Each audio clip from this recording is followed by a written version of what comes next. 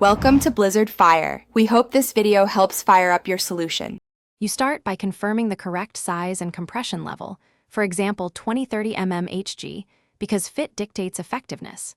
Next, sit on a stable chair and elevate the legs slightly with a pillow to about 20-30 degrees so the stocking slides more easily. Make sure to smooth skin and remove rings or watches. Sharp edges can snag fabric. Once done, bunch the stocking to the heel so the toe opening aligns, and position the heel pocket before you begin sliding the fabric up. You form a donut by rolling the stocking down to the heel. This reduces resistance and protects fabric. Slip your foot in, ensure the heel pocket is seated, then unroll toward the knee with gentle, steady pressure. Once at the knee, continue unrolling to the thigh, alternating hands and smoothing with your palms. This spreads tension evenly and prevents bunching.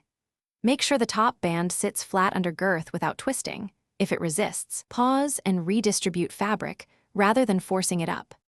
You finish by checking that compression feels even and there are no folds or creases that can cause pressure points. Make sure the top band lies flat and the heel pocket remains correctly seated.